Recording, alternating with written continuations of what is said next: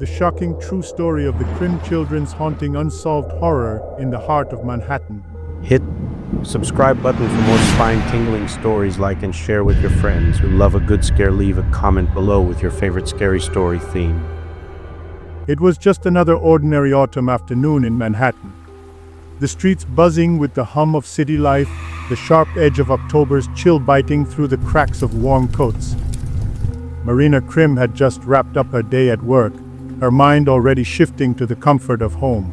All she could think about was seeing her children, Lucia and Leo, their laughter filling the quiet apartment as they played after school. But as she turned the corner onto the familiar street where she lived, something felt off. A sinking feeling in her stomach grew with each step closer to the building.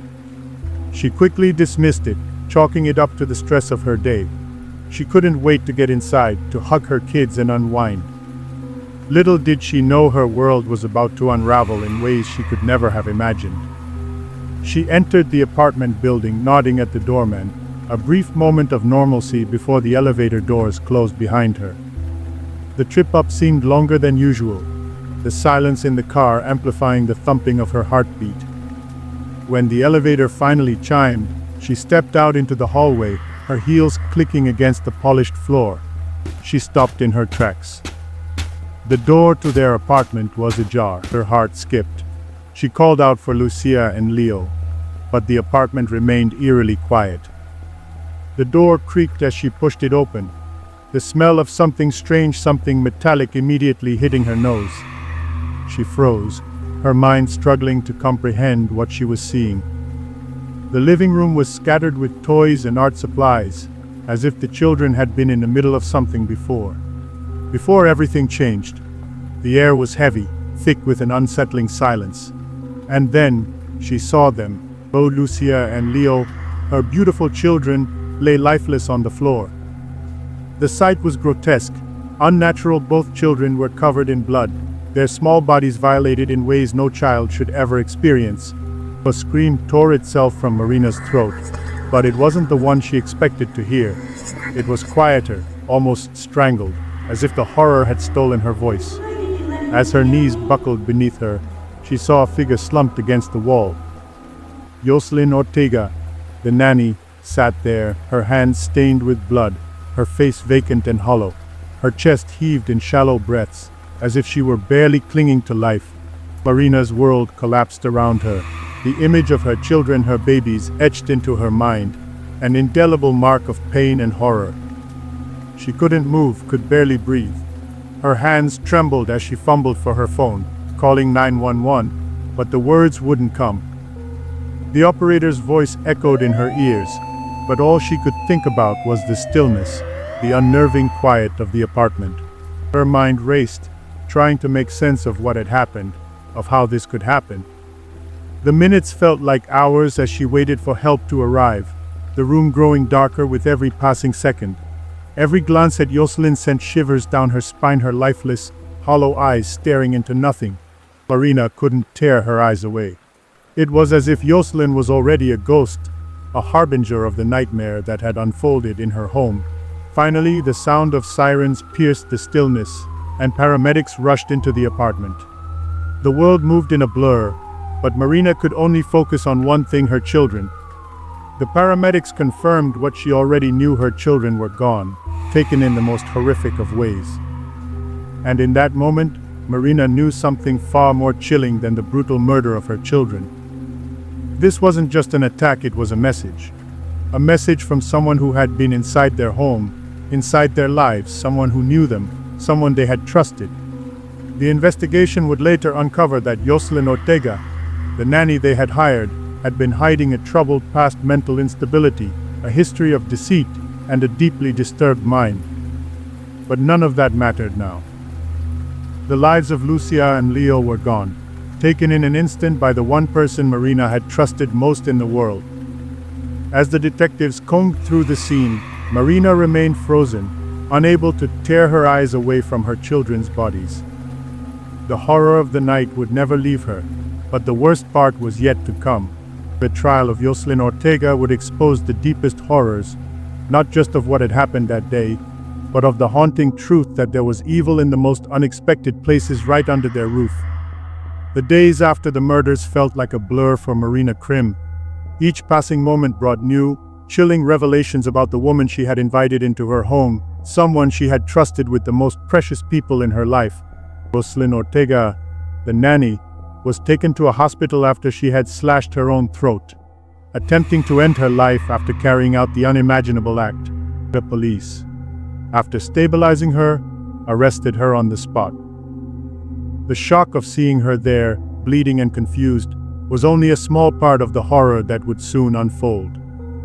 As the trial began, Marina and her husband, Kevin Krim, sat in the front row of the courtroom. They were surrounded by journalists, reporters, and spectators. But all Marina could focus on was the woman sitting across from her, Jocelyn Ortega. Her once calm demeanor had turned frantic, her eyes wide and vacant. She seemed detached, almost robotic, as the prosecution laid out the gruesome details of the murders. The graphic images of her children's lifeless bodies were displayed on the screen for all to see. The courtroom fell silent, the weight of the images too much for anyone to bear. The defense team argued that Ortega was mentally unstable, that her actions were the result of a psychological breakdown. They pointed to her history of depression, the signs of mental illness that had gone untreated, the manipulations she had used to get hired in the first place. They claimed that the nanny hadn't meant to kill the children, that it was an impulsive, uncontrollable act. But the prosecution was relentless. They painted a picture of intentional murder, a calculated act driven by jealousy and resentment. As the weeks dragged on, Marina's grief deepened. Each day in court was another reminder of her children's absence. But there was no escaping the truth: this was happening. Jocelyn Ortega was responsible for the deaths of Lucia and Leo, and no amount of defense could change that. As the case neared its conclusion, the testimonies grew more emotional, the pain of losing her children now on full display for the world to see. But Marina wasn't just a grieving mother. She had become an advocate, determined to make sure her children's lives were remembered, not just as victims, but as the bright, innocent souls they had been. When the verdict was finally read, the courtroom held its breath. Jocelyn Ortega was convicted of 2 counts of first-degree murder. But as Marina stood up to leave, her heart was heavy. No conviction could ever bring Lucia and Leo back. Their deaths, brutal and senseless, would haunt her forever.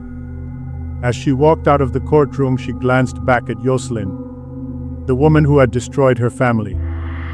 And in that moment, Marina realized something even more chilling than the murder itself: the ghost of Lucia and Leo would never leave her. Their spirits lingered, a constant reminder of the nightmare that had once been her life. For in the months following the trial, Marina and Kevin attempted to rebuild their lives, but the house felt empty. Every corner of it, every room, seemed to hold the echo of laughter that had once filled the space. It wasn't just the house that felt haunted, it was their souls. The grief, the unanswered questions, and the violent intrusion into their lives were too much to bear. At night, Marina would often wake up to hear the faint sound of children's laughter, a ghostly echo of what once was. She would rush into Lucia's and Leo's rooms, only to find them empty, the silence suffocating. It was as if their spirits were still there, waiting for their mother to acknowledge their presence. One evening, Marina stood in the kitchen, making a cup of tea. The clock on the wall ticked loudly, the sound growing louder, more pronounced. And then, just as she set the kettle down, a shadow moved across the floor, quick and fleeting. She spun around, but no one was there. The hair on the back of her neck stood up. Her heart raced. It was then that she realized the house wasn't just filled with memories. It was filled with something else, something darker. The presence of her children, though gone from the physical world, lingered in the space between the living and the dead. And as the months passed, Marina and Kevin would come to understand that they weren't alone in their grief.